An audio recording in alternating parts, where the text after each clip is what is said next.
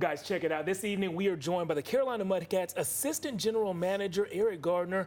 And Eric, I know that you guys have finished the first half of your season. You're moving on to the second. You've seen over 70 games of this year's team in action. What are your takeaways so far? It was a great first half on the field. First, thanks for having us in today again. Great first half. We had 7 players named to our league all-star game. 5 of them made it. 2 have already advanced up to AA because of their success. We're really optimistic about the second half. We've opened with a great start.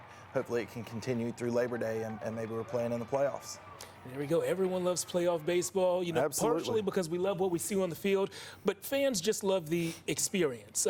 In the major leagues and the minor leagues, though, one part of the fan experience that has produced some horror stories recently are fans being hit by these foul balls. We've seen the impact it has on them and the impact it has on the players. Tell us what you've done to keep fans safe at Five County Stadium. No one wants an injury. Obviously, we've all seen it in the news. So dating back to 1999, running from all the way down the left field side to all the way down the right field side, we have safety netting that takes the screaming line drives away. We're really pleased that we can offer an extra layer of safety and comfort for fans at the ballpark. We recognize when people come out to spend time with us that they're taking care of their kids or they're visiting with their neighbor. And it's not about pitch-by-pitch results. It's just about the full experience of the night. So it's one way that they can just be more at ease when they're at Five County Stadium. And it's not that you guys just installed these nets last week or even last season. They've been up since 1999. You've been 20 years ahead of many of the major league programs that we see all around the nation. What's taking these other teams so long to adapt like the Mudcats have? I honestly don't have a great answer for that, other than I think they feel people can't get souvenirs or can't get autographs. But we know from our experience there that it just takes away the line drives. You can still get the pop-up. Players can still reach through and sign for you. And I'm sure, you know, change is hard for everyone. And people think that their seat maybe has been lessened by a screen being in front of it.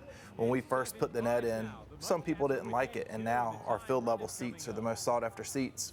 So you guys make sure that the fans stay safe, and you also make sure they have a fun experience down there in Zebulon. I know coming up on the 4th of July, you guys have some games that weekend, and you have some fun activities going on for your fans. Tell us what's going to happen. So we'll go right after the game, so you get 2.5 hours of great baseball action and our regular great entertainment with Muddy the Mudcat and all the things we do night in, night out, and close it with a great fireworks show. And for those of you who don't know, maybe you haven't been out to a ton of Mudcats games yet, this is not abnormal. You guys find a way, it seems like every week, to make the game more than just the product on the field. I know coming up, you have 90s night, you have Marvel Superheroes night. Why is it so important to this franchise to give the fans that well-rounded experience? We recognize there are a ton of options for people. We know that there's a ton of youth sports in the area, so there's a lot of baseball happening night in, night out, week in, week out. So for us to be able to put our own spin on it and offer some extra levels of entertainment should be a lot of fun.